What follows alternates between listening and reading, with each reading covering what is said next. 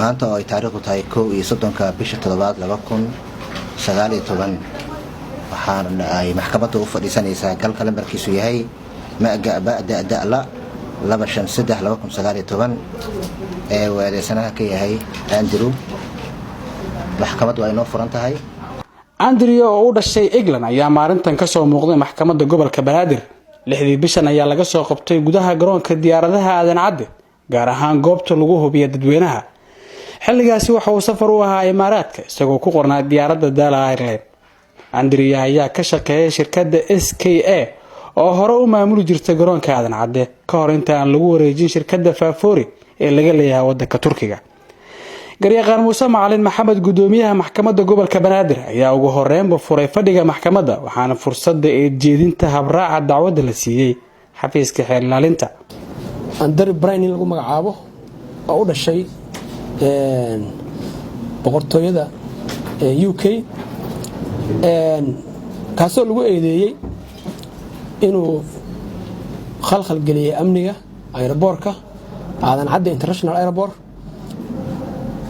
magaalada Muqdisho kadib markii uu la galay aeroboortka qasnado iyo jaakada xabadda celiya arintaasoo maanta dacwadii qaybtii koowaad la dhageystay ee xeer ilaalinta sida uu qabo 114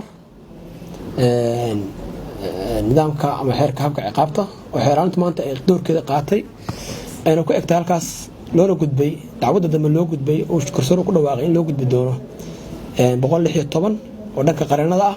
xeer ilaalinta ayaa soo bandhigtay 7 qasnadood iyo jaakadaha aan xabadda karin. waxaa sidoo kale ay su'aalo weydiiyeen dhinacyada dacwadda, baarihii kiiska iyo ilaalada garoonka ee ku shaqada leh iskaanka oo ah goobta dadka lagu hubiyo.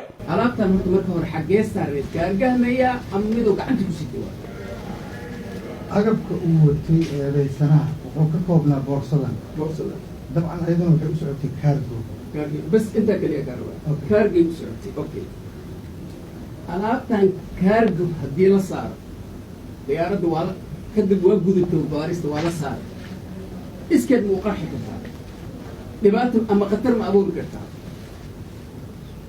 maya. gudoomiyaha ayaa go'aamiyay in dib la isugu soo noqon doono kiiska oo ay dib ka soo sheegi doonaan fadhigan kan xiga. Cabduqaadir Ciise, warbaahinta qaranka, magaalada Muqdisho.